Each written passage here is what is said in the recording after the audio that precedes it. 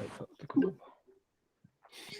It's a very good evening, morning, afternoon. Another edition of the Reds Report following the international break. Few guests this evening, so let's start with his introduction. He's the yin to my yang and co-presenter, Steve Andrews. Steve, how are you? Good morning. I'm very well. Just gave me huskies out at garage, ready for tomorrow morning to get to work. Yeah, it's Wednesday evening. It's about 7:20, and it's snowing like mad in Barnsley. So, also with us, blogger, vlogger, all-around nice guy, and a bit of a regular at the moment, isn't he? It's Ian from the Tykesblog. Ian, what's the weather like where you are? Not as bad as what you've got. A bit of a flurry, but quite disappointing, really. But evening, chaps. And joining us as well, he's the voice of one of the voices, should I say, of South Yorkshire football. All-round nice guy. It's Adam Oxley joining us. Adam, evening. Good evening. How are we, chaps? Yeah, a little bit nervous. Are we allowed to say this? We've done this before, Carlo. Don't get nervous about it, mate. We're all right. Listen, we might as well start. Big game coming up. And I'll show you. Watch this. Is this working? Oh, it's your new toy. You ain't playing again. There we go. I don't know if you can see that. Yep. That's the situation. That's the championship table at the moment. 21st Reading, 33 points. 22nd is Barnsley on 28 points. Adam, let's start with you. Last match before the international break was the South Yorkshire. There was the South Yorkshire derby, wasn't it? Does this international break come at a bad time for Barnsley after, obviously losing that match and then having a couple of weeks off, or was it time that maybe they regrouped and then go for the final blast of the season?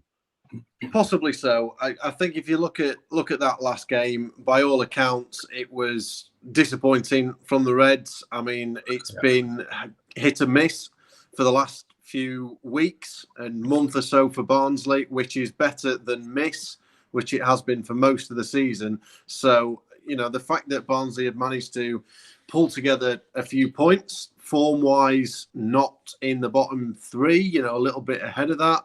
I think Poya Ashbaghi finally getting a few results together, then you can probably look at it both ways. I think probably it is a good time to have a little bit of a rest and a recharge, particularly after how that Sheffield United game panned out and with the situation in the league with how close things are, really. Barnsley have given themselves a shout of staying up. And I think when you've only won a couple of games in nearly 30 for all season, that's all that people could really have asked for. So hopefully the players, a couple of players that have been away come back. Great to see Callum Styles starting for Hungary last night. Hopefully that'll give him a bit of a boost. But as has proved over recent weeks, it just purely depends on Saturday which Barnsley team turns up. Yeah. Ian, if we go back 365 days after the end of the what was a break last season, we were all saying we can do the playoffs here. The way we're going, the way we're going to do the playoffs here. A year later, we're talking about we could possibly stay in this division. Is this? Can you put your finger on where it's going? Because all season it's been, dreadful, can we say? Asbaghi's seems to have a starting formation and a starting 11 that gets some of the results. Will that be enough, do you think? If you're asking me, where's it all gone wrong? How long have you got? I think poor pre-season, Shop wasn't the right manager, poor transfer window. But I think, leapfrogging to what you said then, I think Asbaghi has finally found his main 11 or 12. He's found a system. The players are buying into it. They've shown a bit of spirit. Is it too late? I'm not sure, but I think that break was needed. I think they played a number of games, hadn't they? 3 in a week. They just needed a bit of just put the foot on the ball and just have a bit of a breather. But yeah, it's weird, isn't it, to think this time last year we were predicting whether we're getting the playoffs. It can change a lot in a year. Steve, Adam mentioned Callum Styles, born and bred in Bury, representing his native Hungary. Listen, well done to the lad. We remember bringing him in as it was a 17-year-old from Bury, and he was sort of on the fringes of doing big things. That'll be a boost, won't it? Because we need players like Styles to drag us over the line and stay in this division. So surely that's an advantage. He's made his full international debut, played really well by all accounts as well. Will that help Barnsley, you reckon? Yeah, I think it will. I mean, all well and good to lad. I mean, he's got to be absolutely buzzing. Who wouldn't be? Whether there is tenuous links for him to play with Hungary, you know, you can't knock him if he's got a chance. If any footballer's got a chance to play international football, whether it's the great grandmother's dog's whatever, you know, it don't matter. You've got chance to play international football, and if you get to a major competition, you're going to be playing. No matter who you play for, you're going to be playing against best players in the world. So that is such a buzz for him. And yeah, I think coming back to us for Saturday, well, it's got to be a bonus, got to be a plus. Problem is, there's the other 10 that has got to sort of step up and try and, you know, drag us through, like you say. And yeah, Poyer seems to know his best 11, best 12, if that. But let's face it, after that, we are sadly lacking in anything coming off bench. You look at what bench has been for the last couple of games, and whereas it gets to 60, 65 minutes and we're all going, oh, is he going to bring a sub on, swap him, swap that, swap other. As soon as board goes up, you're going, oh, Christ, why can't you just leave it as it is? And that again, to me, is something that's fundamentally wrong at the minute. Yeah, and I think any autopsy that will need to be done after our fate's been decided. Strength in depth is something, and that refers back to sort of, I think, the summer period, especially when all the signings in the summer really have disappointed, should we say, and some have gone out on loan without even really playing for us. Look ahead at Saturday then. It's the alumni launch at Barnsley, legends coming onto the pitch, creating that big atmosphere. Let's hope it's better than last time we did something like this. If you cast your mind back to September 2017, the 130th anniversary, we played Aston Villa. We lost 3-0.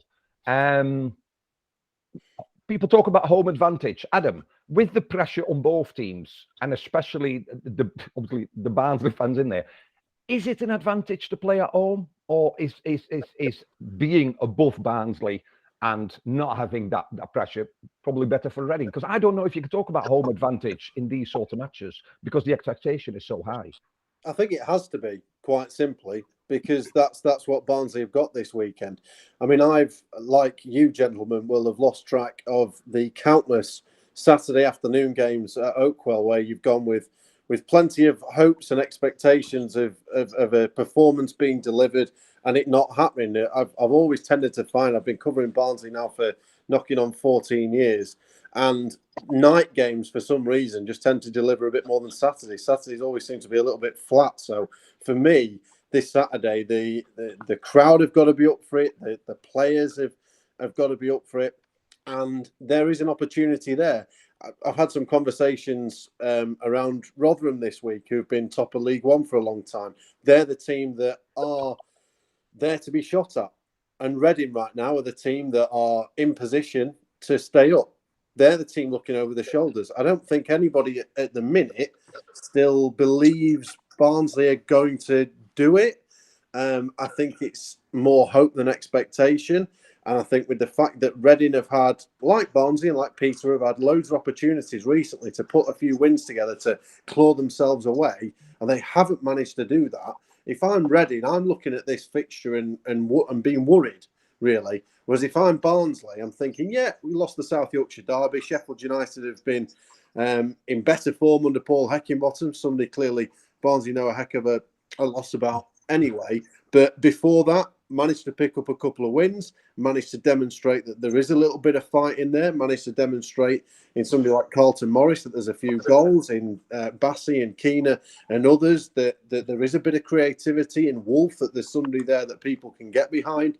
So, yeah, is there a home advantage? Both teams have been struggling, so you can argue not. What I would say is that Barnsley have to have a home advantage on Saturday, and that is on everyone. That's on coach, that's on players, that's on fans, and that's on those returning legends to try and instill a little bit of belief and some harping back to some yesteryears that might just inspire people a little bit more, even if it's not on the pitch, but certainly off the pitch. Yeah. You mentioned some of the players there. Michal Halik's come back with Poland. They've qualified. Just try and put in words, Ian, how important the part is, especially between Halik and Anderson, how important it is for us to have any sort of chance. I know we need to score goals on the other side, but defensively, those two in the running for Player of the Year, if there is such a thing this season? I think so, yeah. I probably picked, I was thinking about this the other week. Collins would have been up there. He had a bit of a dodgy spell, I think was it January time, but generally he's had a good season. Halik and Anderson, I would put Morris, and I know it's been an injury hit season, but you look at him and he is quality in this team, and you could see other clubs would be sniffing around him potentially in the window in the summer. And then the two loanees who've come in. I know it probably sums up the season that somebody who comes in January, by nearly April, you could be thinking the player of the season in Bassi, but that's the way it's been, hasn't it? But yeah, Halik and Anderson, definitely. I think when was it?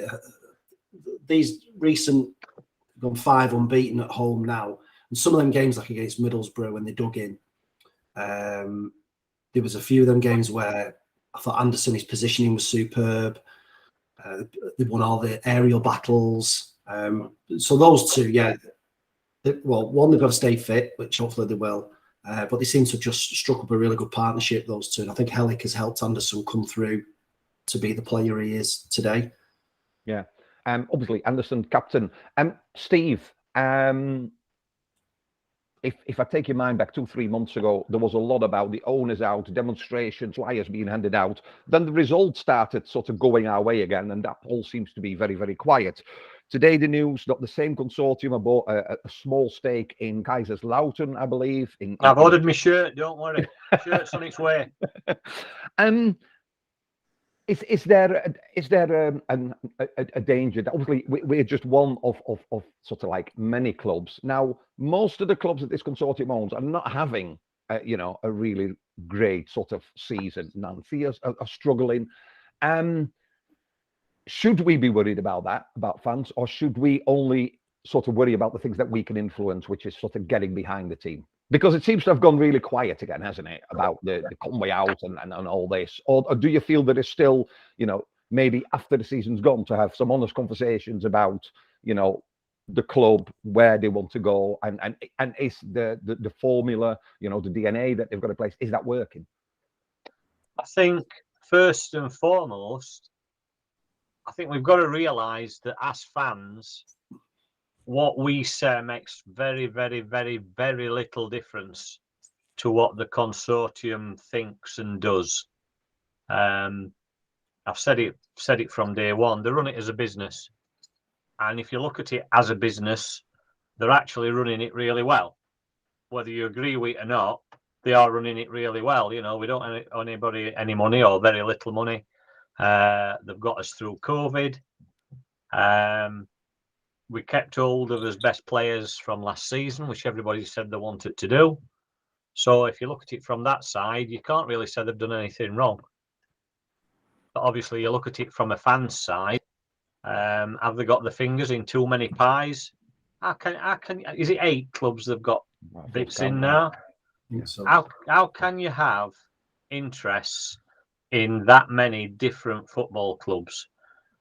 What happens if, and I wish that we all were in Europe and we all ended up playing each other in a European competition. Surely there's got to be a conflict of interest somewhere. And I just think if you've got that many clubs, you don't concentrate on one in particular. You're just dabbling. Do you know what I mean? You're just playing at it. For me, you're just playing at it. If they wanted to really push the boat out, they'd probably have 1 or 2 clubs and make those clubs the best they could possibly be. because that's where they're going to get the business returns from, the money from, and etc. like that. Yeah. Whereas you have a few bits and bats in a few clubs, and to me, I just can't see how it can work. I think the positive thing out of this is if you look at Matty Wolf, he went out on loan to a proper team playing men's football out with Esbjerg, and he's come back and he didn't really need to settle in. And they have talked about some of those promising sort of under 23 players rather than sending them out to, you know, a lower division team that have got, you know, I don't know, 150 people and they're coming to watch them in a proper stadium against seasoned professionals that will get them more match ready and championship. Yeah, I totally agree. And I think in the case of Matty Wolf, we've seen that because he's come in. You mentioned Keenan and Bassi earlier, Ian and Steve, or whoever wants to answer. He's made a real difference because we've been talking about a midfield sort of issue for quite some time. And Matty Wolf's come in and made a claim to be on that team sheet without any doubts. Ian, you go first, then Adam. No, I agree. He had a couple of. There was a rocky game, wasn't there, where he got. Was it at Derby where he got booked early on, and then he I mean, don't get me wrong. Apart from Morris, the rest of them had an appalling day that day. But he's still learning, so you know he can be prone to a bit of a reckless challenge. But I do like him. I think him and Gomez work well. He's got the physique. He doesn't do anything over spectacular. He keeps it simple, and he gets the ball and he recycles it a lot quicker. And I think that's where the front, and I call the front four with Bassi, Quina, Styles, and Morris. He gives it them, let them do the damage. So he, for me, should be playing or starting every week. Yeah. A lot to be made about the under-23s and Will Hundermark, which still proves to be a bit of an enigma. We've seen him playing in midfield. People were raving about what they've seen, and now we're hearing that he's being trained as a centre-back, if I'm right. Adam, any mention in press conference about Hundermark, and because he's always on the bench, but he's one of those, a bit like Odor was towards the end of last season, like always on the bench, but never really plays. Has he said anything, Asbaghi, about Hundermark at all? Well, he's only said bits and pieces about him. I mean, in truth, we've not seen a massive amount of him, and the bits that we have seen of him, he's looked useful. But I think that the point around this is that there's a lot of young players that we've just talked about. That there's a lot of expectation on their shoulders, and when players aren't delivering and the team's not performing, you start looking at people like Hundermark and thinking, "Oh, can he do this? Can he do that?" Well, you know, the bits that we've seen, yes, he's promising. Has he set the world alight? No, but he's looked good and promising. But I think it all comes down to the fact that, you know, we're having these conversations about Hundermark and Wolf and a few others just shows you the lack of depth, lack of experience in the squad.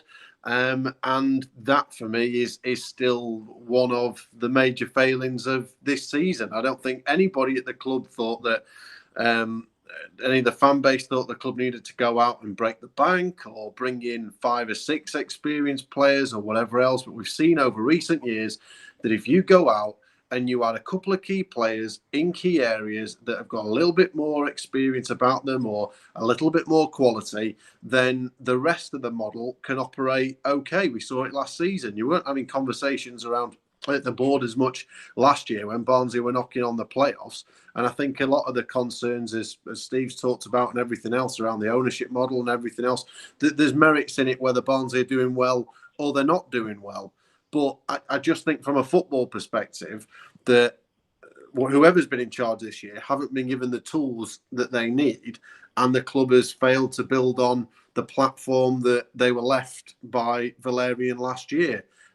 Both in the kind of style and the discussion about the style last summer, and then the back in last summer and in January. Yeah, Bassi and Keane are good signings. They've looked really good. But maybe if there was an experienced midfielder that had come in with them, Barnsley might even be outside the bottom 3 right now. You know, it's all ifs, buts and maybes, but I think it's the fact that it just came to mind when we were having that conversation about some youngsters and how much there's expectations on Wolf. We're impressed with him. We think Hundermark can do this. It just shows you kind of where the club's at. And and why this season's turned out the way it has done. Yeah. Can I just throw in there? Let me just throw in there, just going back a little bit. You talked about Matty Wolf going on loan and coming back and being a better player. Tony Sibic went out on loan and came back a better player and had 2 or 3, if not more, really good games. Then he were gone. And the next thing, he's out at door and he's gone up Scotland. Now that to me, is that a club decision? Is that a manager decision? Because to me, them sort of players, Sibic could have done us a job. There's no two ways about that. Britain has had a shocking season. Absolute garbage from last season. And I don't know why, but you could say same about 2 or 3 other players as well. But Toby Sibic was a really good standing right-hand side centre-back, right-back. Could play right midfield as well. But he was let go. And again, communication-wise out of Barnsley, there was no real reason why he went. I think, in fairness for Sibic, I think that had to do with the change of manager as well. I think Stendhal had a lot of trust in him, and then Struber took over, and Struber sort of like, almost like cold, didn't touch him at all. Halme is another one. When we've seen Halme play in various roles, he's done a job, and now he's sort of like almost like a surplus player, isn't he? Where you think, why not? But I just want to 2 more things. Listen, I'm not into predicting stuff because I'm not very good at it, put it that way. But I just want to show you the fixtures for the bottom 4 clubs. So this is what Reading have got. So 8 fixtures, very much like Barnsley. We're not going to go into all. So they play Barnsley, Stoke, Cardiff, Sheffield United, so they can do us a favour. Reading, Swansea, Hull, West Brom, and they finish at Luton. Ian, if you look at that, how would you class that sort of run-in for a team that's trying to stay in this division? It's similar to ours. Yeah. To be fair, I think we've got Swansea, West Brom. If I'm honest, I think you can't look past Saturday. I think you can do all your point tallies you want, but if come 5 o'clock we've been beat, it's all over, isn't it? I think I still think that's a tough run-in for them. I think. But then so's our next 2 after this one, 2 away at places where we very rarely get anything. Well, funnily you mentioned that, because listen, I'm going to have to show them. I've spent 45 minutes trying to get the hang of this. And the Reading match now, Millwall. Go on. For me, the whole form is massive. Reading, Peterborough must win. Blackpool, Preston must win, because our home form is slightly better. The away form's atrocious. And I pin my hopes on Blackpool and Preston probably not making the playoffs, and therefore are they going to be on the beach and they got nothing to play for? Whereas if we come to that Blackpool game and we're still in with it, you'd like to think the momentum will go with us. But it's still, I think both run-ins are very comparable, but I think you can't look beyond Saturday. You really can't, because if they come here and win 2-3 now, it's over, isn't it? Because we've lost what goal difference we had before the Sheffield United game. I think we had a more positive goal difference. That's been wiped out now. Yeah. So sorry to poo-poo that a minute, Carlo. No, it's fine. I've shown it really quickly, so I feel like perhaps I don't. Steve, if you were a betting man and you weren't a Barnsley fan, you look at the fixtures, you look how things stand now. Reading, for obvious reasons, because they're above us. Can Barnsley do it? Or will Barnsley do it? If I was a neutral, and have I watched much Reading this season? No, not particularly. Do I know much about Reading? Not a great deal. The one thing I will say that I'm sure Reading has got that is the advantage over us is more than 11 players that can play on a Saturday afternoon. We've got 11 players and whatever's on bench. And at minute, whatever's on bench, we might as well just not bother. Yeah. Reading, you know what I mean? They don't influence anything. I'm sure Reading will have their 11 players and the substitutes that can all make a difference. Yeah. And I think that's going to be the difference between Reading and ourselves. What Poya can do, he's been an international manager, I suppose. So he's got to have some sort of ideas of tactics and how he wants to play. And you know what? I don't want to sound negative all the time. We have had some fairly decent results over the last few weeks. However, I am still not convinced that for the English Championship, he is the right man to take us anywhere forward at all. It's as though we're treading water at times. We show glimpses of, everybody pulls together and it looks, we play some decent football. And then second half or next game, it's as though they've never seen each other before. And in a way, it's like watching kids football where they all fall at ball. There doesn't seem to be any tactics. There doesn't seem to be any plan. And then it changes again. And that, to me, there's too much uncertainty. It's Jekyll not and only Hyde, with the isn't it? players, but with the manager as well. If I was a betting man, which obviously I'm not, because if I were, I wouldn't be sat here. I'd have loads of money. I lost a tenner at Cheltenham, by the way, and I won't put any more on, but that's another story. I just think on squad strength and experience, no, I think Reading will do it. And if we do lose on Saturday, I think talking's over. I think the talking's over. If we lose on Saturday, you might as well pack your bags and get gone, because it'll affect not only the town, there'll be loads of people.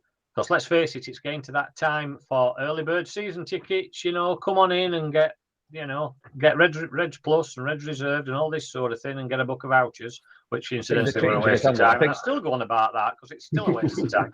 But I think they're changing it, Steve. I think they're just going to have one model from what I've read from the previous supporter. And listen, I want to finish on a positive note, which is very hard. I'll shut up then, shall I? Because we're going to play Reading, and it's an important match. So I know this is the longest running Barnsley FC podcast, but I just want to quickly talk about Rotherham. Rotherham are in the Papa John's final. And to me, Rotherham is where teams like Barnsley should be looking. They've got a manager that seems to get the best out of each and every player.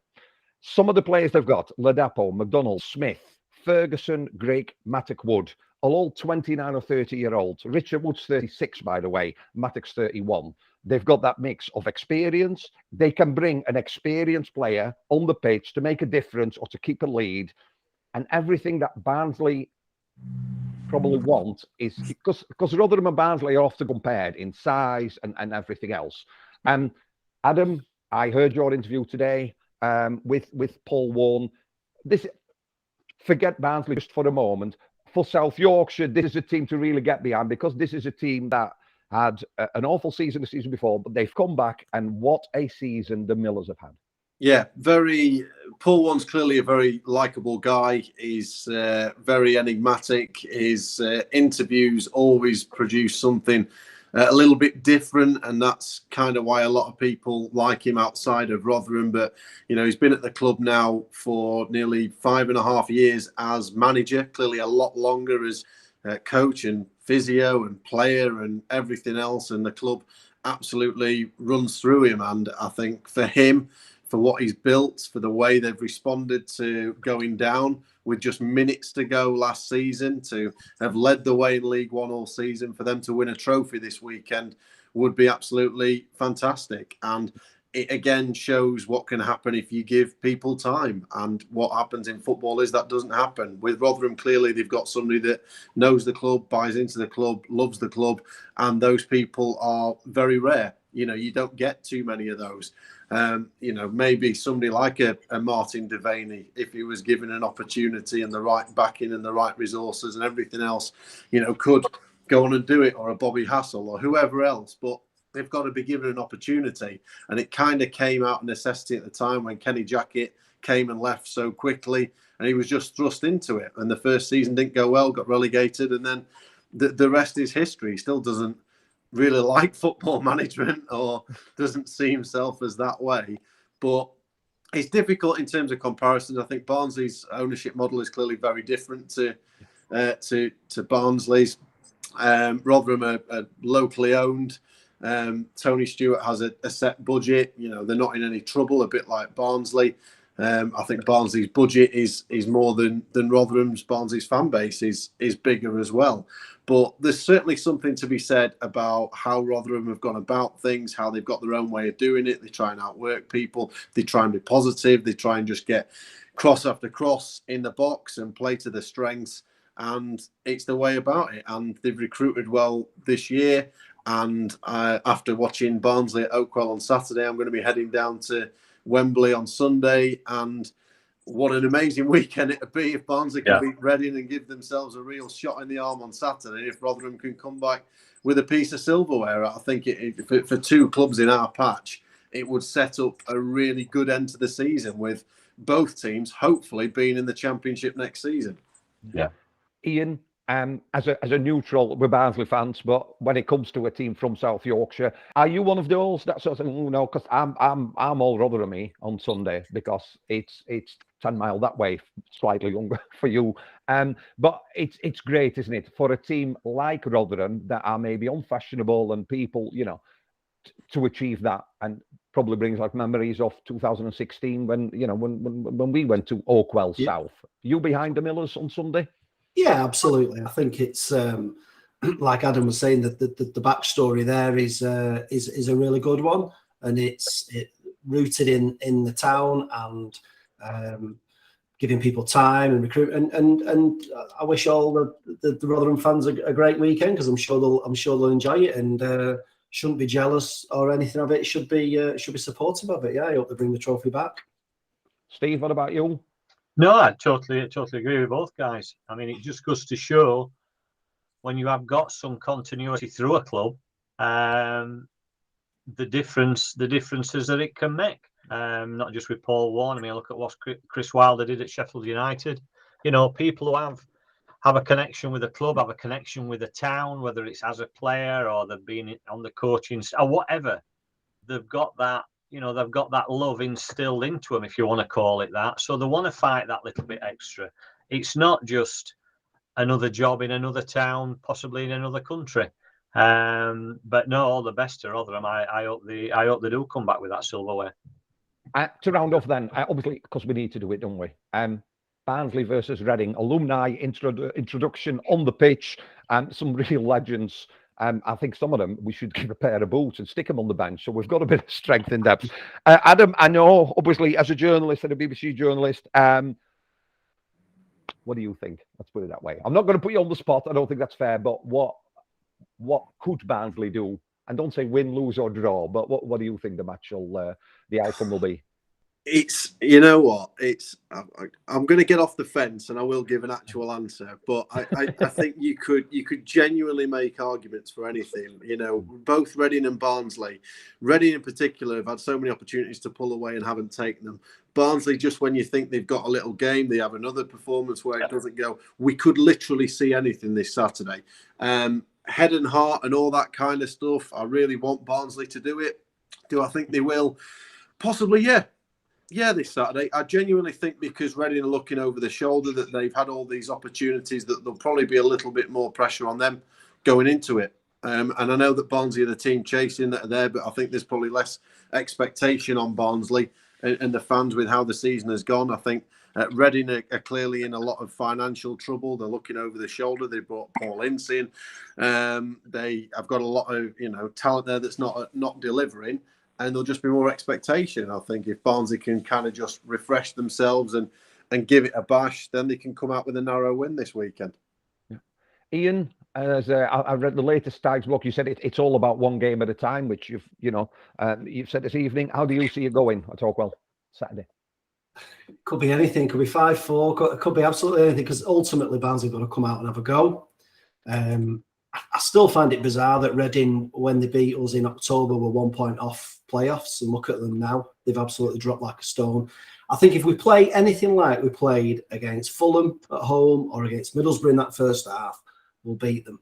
We've just got to have that confidence and belief to go out and play it like a cup final, like Rotherham have got a cup final, and just go out and win that game. So, curse me, but I'll go 2-0. Right. Steve? You know what? Obviously, heart of a head, you want Barnsley. Of course, I want Barnsley to win. Of course, I do. You weigh up both squads, both managers, both teams. I agree with Adam. I think more of the pressure will be on Reading on Saturday, because they are a bigger club. They have got players that are known. They have got a manager that is known. So they are going to be under some pressure. I think we've just got to turn up as fans, get behind the team, definitely. But on flip to that, and I hate to say it, but the players have got to turn up. And we've got to have 11 men, and I say men, not boys, 11 men on that field on Saturday, and they've all got to stand up. It's no good if just 10's playing, or 9, which has been most games this season. 11 men have got to turn up on Saturday and literally put their lives on the line to get that 3 points. If we get 3 points on Saturday, there's no guarantee we'll stop up, but it's that proof that we can do it when chips are down and season tickets need renewing. Boys are going to do it. Simple as that. I'll really quickly. I can't help but think that we always seem to play better against the better teams. And Reading is just not one of those teams. I think they're going to frustrate us. And I'll go for a draw that really neither side does any good. But we will finish on a positive note. And Adam, first of all, thank you very much for joining us this evening. Same to you, of course, Ian and Steve. Let's hope that Barnsley do get the win. And that sets off a really pleasant journey to Oakwell South for you, Adam, so you can commentate for all the South Yorkshire listeners. And let's hope Rotherham bring that trophy home to South Yorkshire. Yeah. Adam, thank you very much for joining us. Pleasure. Thanks, gents. Ian, thank you very much again, and see you soon. Yes, you will. Steve, keep smiling, mate. Try my best. I've got a drink. We're all right. Jobs are good, and cheers. Thanks very much, everyone. Right, I've stopped recording.